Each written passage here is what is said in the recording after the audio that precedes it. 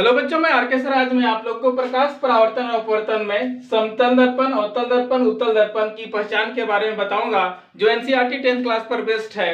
यह प्रश्न या तो यह जो विषय वस्तु है वह बोर्ड एग्जाम के लिए बहुत ही महत्वपूर्ण है। तो चलिए हम लोग कोशिश करते हैं जानने का कि समतल दर्पण, अवतल दर्पण, उत्तल दर्पण की पहचान आप कैसे करेंगे। तो समतल दर्पण, अवतल दर्पण और उत्तल दर्पण की पहचान करने का दो तरीका है, एक तो स्पर्श करके और एक तो बिना स्पर्श किए। तो बिना स्पर्श किए और स्पर्श करके मतलब छू के और बिना छू के आप उस दर्पण का पहचान कैसे करेंगे। तो सबसे पहले हम लोग जानते हैं कि बिना स्पर्श किए आप क्या करते हैं, समतल, अवतल और उत्तल दर्पण की पहचान कैसे करेंगे। तो क्या करते हैं हम लोग कि इसके लिए बारी बारी से दर्पण के सामने वस्तु को क्या करते हैं, रखते हैं, या तो रखा जाता है। वस्तु को दर्पण के सामने या दूर रखकर बने प्रतिबिंब का अवलोकन कर दर्पण की पहचान की जाती है। क्या करते हैं कि वस्तु को न, मान लीजिए कोई भी दर्पण है, उसमें किसी भी वस्तु को, मान लीजिए मार्कर है, मार्कर को क्या सामने रखिए, दूर में रखिए, तो उससे पता चल जाएगा। मान लीजिए आपके पास वस्तु भी नहीं है, कोई भी वस्तु ना मिले, तो क्या है, आपका अंगुली है ना, तो अंगुली के आधार पर ही हम बिना स्पर्श किए हम लोग किसी दर्पण का पहचान कर सकते हैं। तो पहला बोलता है कि यदि दर्पण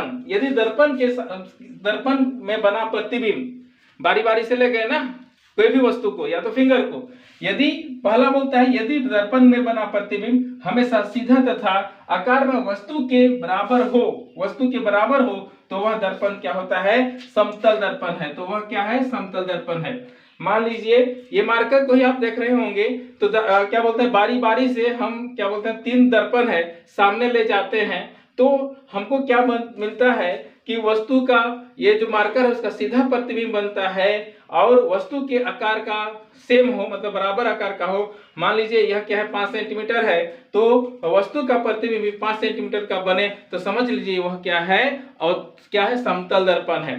समतल दर्पण में प्रतिबिंब क्या बनता है, सीधा और आकार में एकदम बराबर रहता है, तो समझ लीजिए वह क्या है, समतल दर्पण है। दूसरा, यदि हम क्या करते हैं, यदि दर्पण में बना प्रतिबिंब सीधा और आकार में वस्तु से बड़ा हो, वस्तु से क्या हो, बड़ा हो, तो दो चीज का, सीधा हो और क्या हो, वस्तु से क्या हो, बड़ा हो, वस्तु से क्या हो, बड़ा हो, तो वह कौन सा दर्पण है, वह अवतल दर्पण है।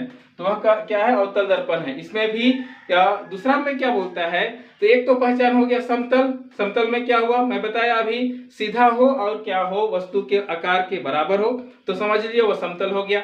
अब 2 बचा है, बारी बारी से दोनों में ले जाएंगे, वस्तु को ले लिया, ऐसा करके रखेंगे। तो यदि देखते हैं कि सीधा तो बना, मतलब इसका सिर ऊपर है तो ऊपर ही रहेगा, लेकिन जो प्रतिबिंब बन रहा है वह वस्तु से क्या हो रहा है, बड़ा हो रहा है, तो समझ लीजिए कि वह कौन सा है, उत्तल दर्पण है। नहीं तो मैं बोला ना कि अंगुली को ले जाइएगा, आपका अंगुली इतना बड़ा है तो बड़ा सा दिखना लगेगा, तो समझ लीजिएगा वह क्या है, अवतल दर्पण है। अब तीसरा क्या बोलता है, यदि दर्पण में बना प्रतिबिंब हमेशा सीधा और आकार में वस्तु से क्या हो गया, छोटा, सीधा तो बनेगा ही बनेगा, लेकिन क्या आकार में वस्तु से क्या बन रहा है, छोटा बन रहा है। क्या बन रहा है, छोटा बन जाए, सीधा तो रहेगा ही रहेगा, लेकिन मान लीजिए 5 सेंटीमीटर है तो उससे छोटा दिखने लगे, तो समझ लीजिए क्या है, वह उत्तल दर्पण है। तो ये बहुत ही आसान है। मैं फिर से एक बार रिपीट करता हूं, यदि किसी भी वस्तु को ले जाओ, यदि सामने वस्तु के सीधा बने और वस्तु के बराबर बने तो वह समतल हो गया, वस्तु सीधा हो लेकिन आकार में वस्तु से बड़ा हो गया तो अवतल हो गया, और यदि वह सीधा हो और प्रतिबिंब का आकार वस्तु से क्या हो, छोटा हो, तो क्या है, वह उत्तल दर्पण है।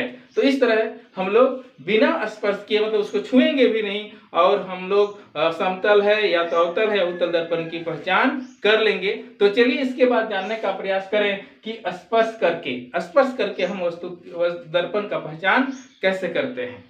स्पर्श करके किसी भी दर्पण, मतलब समतल, अवतल, उत्तल दर्पण का पहचान करना बहुत ही आसान है। तो स्पर्श करके मतलब कहीं पर तो कोई दर्पण रखा हुआ है ना, मान लीजिए मेज पर क्या किया जाए, दर्पण को रख देते हैं, मेज पर रखे दर्पणों के परावर्तक सतह को छूने पर, यदि मतलब जहां पर भी हो, या तो टंगा हुआ हो या तो रखा हुआ है, तो हम क्या करते हैं, उसका परावर्तक सतह को क्या करते हैं, छूने पर छू करके देखते हैं। छूने पर यदि, ध्यान रखिएगा, यदि उसकी परावर्तक सतह समतल होती है। उसकी परावर्तक सतह क्या होती है? समतल होती है। एकदम छुएंगे तो क्या लगेगा? प्लेन लगेगा। तो समझ लीजिए वह कौन सा दर्पण है? समतल दर्पण है। उसको छुएंगे, प्लेन लगा तो वह क्या है? समतल दर्पण है। मैं उम्मीद करूं समझ में आ रहा होगा आपको। और दूसरा क्या बोलता है? उसकी परावर्तक सतह, मतलब परावर्तक सतह को छूने पर यदि उसकी परावर्तक सतह क्या हो? धसी हुई हो। धसी हुई हो मतलब घुसा हुआ बोलते हैं ना, धसी हुई हो मतलब गड्ढा रहे, तो वह कौन सा दर्पण है? अवतल दर्पण है। बहुत आसान। समतल है तो शरीर समतल लगे मतलब प्लेन लगे तो समझ लीजिए वह क्या है? समतल दर्पण है। धसा हुआ हो मतलब गड्ढा हो तो समझ लीजिए वह क्या है? अवतल दर्पण है। और लास्ट बोलता है उसकी परावर्तक सतह यदि क्या हो? उभरी हुई हो मतलब उठा हुआ हो तो वह क्या है? उत्तल दर्पण है। जब मैं दर्पण पढ़ा रहा था उस समय भी पढ़ाया था समतल दर्पण और समतल दर्पण, अवतल दर्पण और उत्तल दर्पण क्या है। तो उसी के आधार पर हम लोग यहाँ निष्कर्ष निकाले कि यदि हम छूते हैं समतल लगे तो वह समतल दर्पण, धंसा हुआ हो तो वह अवतल दर्पण, और उसका परावर्तक सतह क्या हो? उठा हुआ हो तो समझ लीजिए वह कौन सा दर्पण है? उत्तल दर्पण है। इस प्रकार से हम लोग समतल दर्पण, अवतल दर्पण और उत्तल दर्पण की पहचान स्पर्श करके और बिना स्पर्श करके हम लोग जान सकते हैं। आप भी इसको जानने का प्रयास कीजिए, यह एग्जाम के लिए बहुत ही महत्वपूर्ण है। तो उम्मीद करूं यह समझ में आया होगा। यदि समझ में आया है तो मेरा चैनल को जल्दी से सब्सक्राइब कर दीजिए। यदि सब्सक्राइब नहीं किए हैं तो यदि आपको पसंद आ रहा है तो जरूर लाइक कीजिए, अपने दोस्तों के बीच में शेयर कीजिए ताकि वे लोग भी फिजिक्स सीख सकें। और इसका जो नोट्स चाहिए तो मेरा जो डिस्क्रिप्शन रहता है उसमें जो लिंक दिया हो रहा है तो उसमें जाके घुसिए, आपको क्या बोलते हैं इसका नोट मिल जाएगा। मिलते हैं नए वीडियो में। जय हिंद।